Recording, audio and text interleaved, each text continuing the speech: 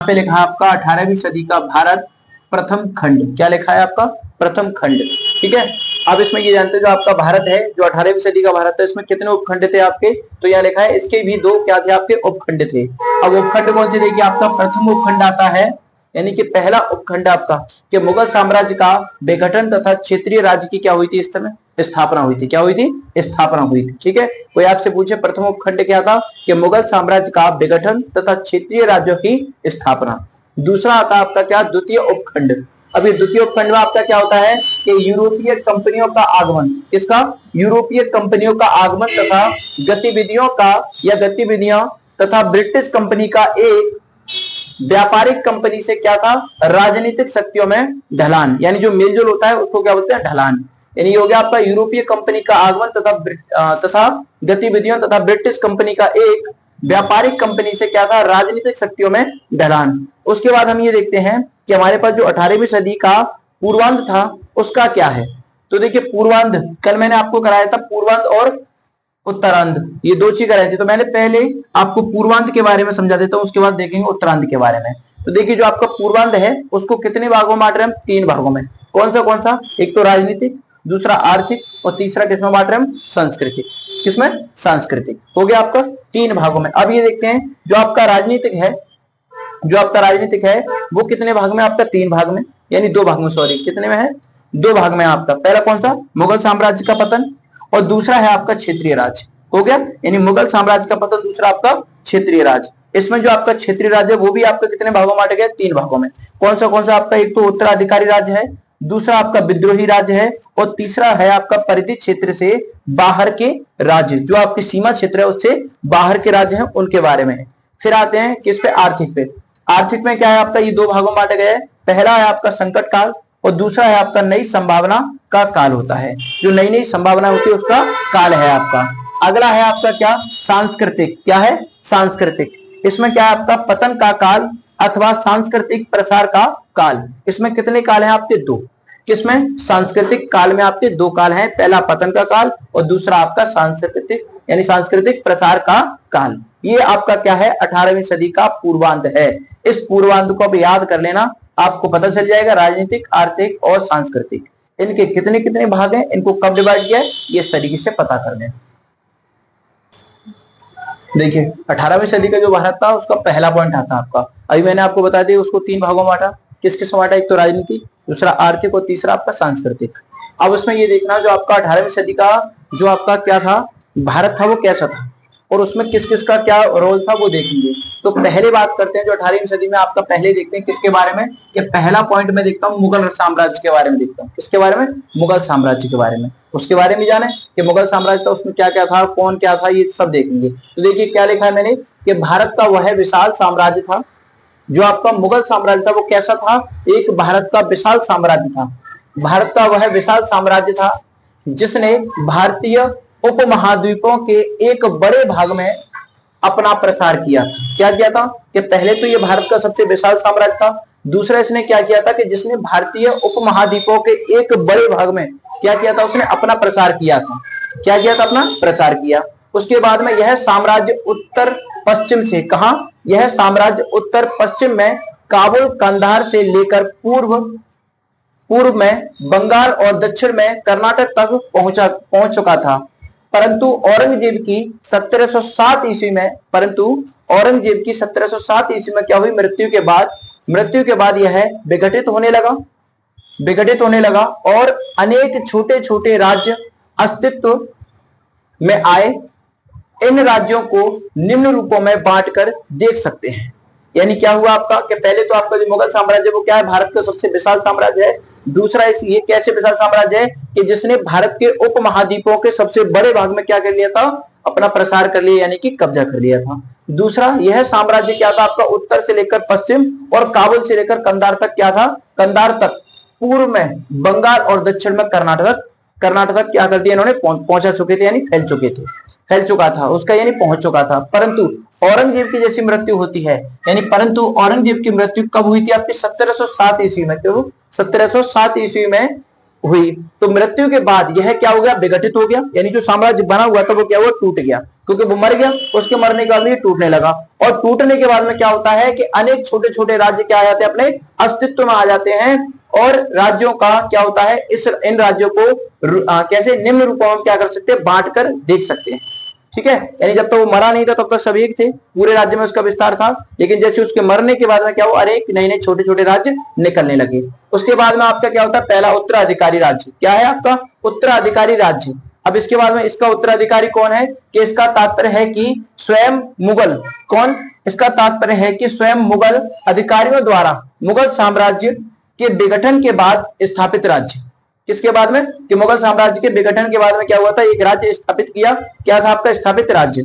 उसके बाद में देखते हैं बंगाल, क्या है आपका बंगाल, ए पॉइंट में आपका बंगाल है। बंगाल सूबा को स्वतंत्र करने का श्रेय मुर्शिद किसको, कुली खां, मुर्शिद कुली खां को है। औरंगजेब ने उसे बंगाल का क्या बना दिया, दीवान बना दिया था, दीवान बना दिया था, परंतु उसने सूबेदार का पद भी छीनकर नवाब बन गया। उसके बाद उत्तराधिकारी उसका दामाद, कौन था उसका दामाद, सुजाउद्दीन था। सुजाउद्दीन का उत्तराधिकारी कौन था, यानी पहले तो ये देखिए इसमें कौन है, एक तो ये था कि पहले आपका उसे बंगाल का क्या बनाया, दीवान बनाया गया, लेकिन दीवान बनाने का तो उसने क्या किया कि उसने सूबेदार का पद भी क्या कर लिया, छीन लिया, और छीनने के बाद वो क्या हो गया, नवाब बन गया। नवाब बनने के बाद में जब वो नवाब बना तो उसके बाद में उसका जो उत्तराधिकारी था वो कौन था, तो उसका दामाद बना। कौन बना, उसका दामाद बना, और दामाद का नाम क्या था उसका, सुजाउद्दीन था। क्या था, सुजाउद्दीन। अब ये पूछ रहे हैं जो सुजाउद्दीन था उसका उत्तराधिकारी कौन है, तो जो सुजाउद्दीन था उसका उत्तराधिकारी देखते हैं कौन था, सरफराज खान था। कौन था, सरफराज खान था। और 1740 में किसका, 1740 में गिरिया के युद्ध में सरफराज खान को क्या कर दिया, मारकर क्या कर दिया, उसका अलीवर्दी खां बंगाल का क्या बन गया, नवाब बन गया। ठीक है, यानी एक दूसरे के क्या हो गई है, जैसे उसका उत्तराधिकारी फिर उसका उत्तराधिकारी, फिर उसने क्या कर दिया कि जैसे सरफराज को देखा ये उत्तराधिकारी है तो उसको मार दिया, उसकी जगह पे कौन बैठ गया आपका, ये बैठ गया कौन, अलीवर्दी खां बैठ गया। तो अलीवर्दी खां बंगाल का कौन बन गया, नवाब बन गया, यानी पहले वो नवाब था फिर ये नवाब बन गया। नवाब बनने के बाद में क्या हुआ कि वह 1756 तक क्या हुआ, नवाब बना रहा। कब तक बना रहा, 1756 ईस्वी तक वह नवाब बना रहा। उसके बाद में अलीवर्दी खां बंगाल का पहला शासक था।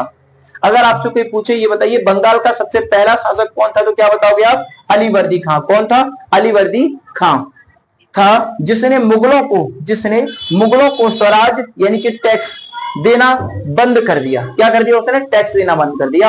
अगर आपसे कोई पूछे तो आप बता देना इसको। और इसमें क्या करना है आपको, बस इतना ध्यान रखना है कि एक दूसरे के जैसे कौन थे, कि सबसे पहले अगर कोई आपसे पूछे कि सबसे पहले कौन था इसका, यानी कुली, जो आपका बंगाल का जो सूबा को स्वतंत्र करने का जो श्रेय मिलता था वो किसको मिलता था, आपका मुर्शिद कुली खां को मिलता। अब इनको मिलने के बाद में क्या हुआ, औरंगजेब ने क्या कर दिया, उसे बंगाल का क्या बना दिया, दीवान बना दिया। दीवान बनाने के बाद में ये देखना है कि जब वो दीवान बन गया, कौन, ये आपका मुर्शिद कुली खां कौन बन गया था, दीवान बन गया। दीवान बनने के बाद उसने क्या किया कि भाई सूबेदार का पद भी उसने छीन लिया, और सूबेदार का पद छीनने के बाद उसने कहा कि मेरे बाद में उत्तराधिकारी कौन होगा, तो उसके बाद उसका उत्तराधिकारी कौन बन गया, उसका दामाद बन गया। और दामाद जब उत्तराधिकारी बना तो उसके दामाद के बाद फिर कौन बना, कि पहले भाई ये बना, फिर उसके बाद ये आपका सुजाउद्दीन खां बना, फिर उसके बाद सुजाउद्दीन का जो उत्तराधिकारी था वो कौन था, आपका सरफराज था। अब सरफराज के बाद में कौन उत्तराधिकारी आएगा वो भी देखना है कि सरफराज खान का उत्तराधिकारी कौन आएगा। जब 1740 में ये आपके सरफराज खान जब युद्ध करने गए, युद्ध के दौरान क्या हुआ, इनको मारा गया, और मारने के बाद फिर इनके बाद कौन आ गया आपका, इनको मारकर कौन आ गया, अलीवर्दी खां आ गया। यानी एक दूसरे के पद पर कोई ना कोई चला। तो अलीवर्दी खान जैसी आए तो वो भी क्या हो गया कि पहले ये नवाब थे कौन, सरफराज, तो सरफराज के बाद में कौन हो गया आपका, अलीवर्दी खां, ये क्या रहे, बंगाल के नवाब रहे। और नवाब रहने के बाद फिर क्या हुआ इनका, 1756 तक टिके। बस कब तक टिके ये, 1756 तक नवाब बने रहे। और अलीवर्दी खां बंगाल के पहले कौन थे, आपके शासक थे, जिसने क्या कर दिया, मुगलों को स्वराज यानी कि टैक्स देना क्या कर दिया, बंद कर दिया।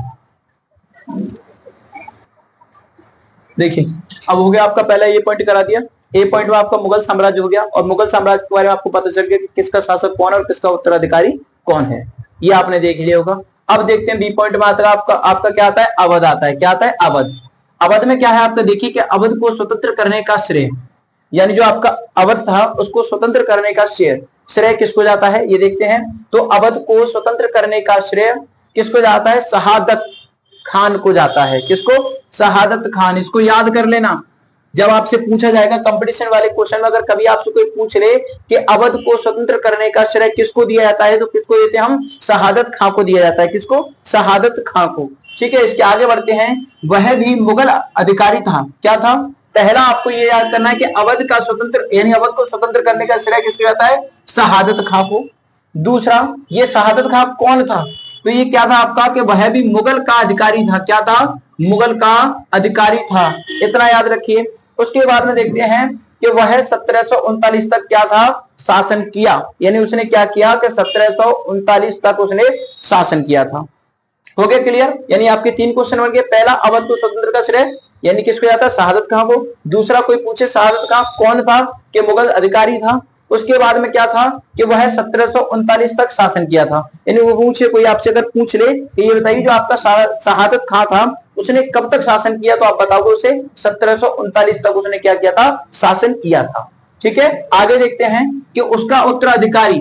अब कोई आपसे पूछे, यानी कितने क्वेश्चन हो गए आपका 3। पहला स्वतंत्रता, दूसरा किसका यानी मुगल अधिकारी, तीसरा कौन था, कब तक शासन किया, 1739 तक। उसके बाद में पूछा जा रहा है आपसे कि उसका कौन उत्तराधिकारी, क्या, उसका उत्तराधिकारी यानी कौन था आपका, सफदर जंग। कौन था, सफर यानी कौन था आपका, सफदर जंग। क्या था, सफदर जंग हुआ। यानी किसका हुआ, कि भैया शहादत खां का उत्तराधिकारी कौन था आपका, कि सफदर जंग हुआ था। कौन, उत्तराधिकारी। उसे मुगल दरबार, उसे क्या, कोई आपसे पूछे उसे, यानी इसमें लिख रहा है उसे मुगल दरबार में वजीर का पद मिला। क्या था, कि उसे मुगल दरबार में वजीर का पद मिला था। ठीक है, हो गया क्लियर। यानी कोई पूछा आपसे कि पहले ये पूछा आपसे कि जो शहादत खां था उसका उत्तराधिकारी कौन है आपका, कि ये था आपका सफदर जंग हुआ। और कोई पूछा आपसे कि उसको मुगल दरबार में ये बताइए कौन सा पद हासिल हुआ था, तो आप बताओगे जो आपका सफदर जंग था उसको किसका पद मिला था आपको, कि वजीर का पद मिला था। ठीक है, वजीर का उसको पद मिल गया। यहां तक याद रखना कि वजीर का पद मिला। पद किसका मिला, वजीर का। इसलिए उसे नवाब वजीर भी कहते हैं। क्या कहते हैं उसको, नवाब वजीर कहा गया। ठीक है, यानी वजीर का पद मिला और नवाब, तो फिर क्या कहेंगे उसे, वजीर नवाब कहा गया। उसके बाद में आता है आपका कि इसका उत्तराधिकारी, फिर किसका, जो आपका कौन था, यहाँ पे देखिए उसका नाम क्या है आपका, सफदर जंग। इसका कौन था ये, इसको यानी किसका पद मिला था, वजीर का, तो इसको बोलते हैं नवाब वजीर। अब ये पूछ रहे हैं जो आपका सफदर जंग है उनके उत्तराधिकारी कौन है, तो ये इसे लिखा है देखिए क्या, कि उसका या इसका उत्तराधिकारी कौन था आपका,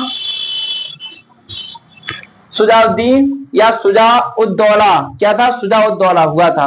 यानी किसका, कि आपके सफदर जंग का उत्तराधिकारी कौन था, सुजाउद्दौला। कौन था, सुजाउद्दौला हुआ। इसी ने क्या किया था कि बक्सर के युद्ध में क्या लिया, भाग लिया था। अगर आपसे कोई पूछे कि ये बताइए, कि पहले तो ये पूछेंगे आपसे कि शहादत खां के वंशज कौन थे, यानी उनका उत्तराधिकारी कौन था, तो भैया ये हो गया आपके कौन, सफदर जंग हो गए। सफदर जंग के उत्तराधिकारी कौन थे आपके, कि सुजाउद्दौला। कौन, सुजाउद्दौला। और इन्होंने क्या किया था, इन्होंने किस युद्ध में भाग लिया, किसमें लिया था, बक्सर के युद्ध में भाग लिया था। किसमें, बक्सर के युद्ध में इन्होंने भाग लिया था। अब आपसे पूछे कि बक्सर के युद्ध में सबसे पहले भाग किसने लिया, तो किसने लिया था आपका, सुजाउद्दौला ने। किसने, सुजाउद्दौला ने। ये किसका उत्तराधिकारी था आपका, किसका था, सफदर जंग का। और सफदर जंग किसका उत्तराधिकारी था, शहादत खां का उत्तराधिकारी था। ठीक है, याद रखना एक एक पॉइंट को, एक एक क्वेश्चन को याद रखना। इसमें से बहुत सारे क्वेश्चन आपके लिए तैयार किए जाएंगे।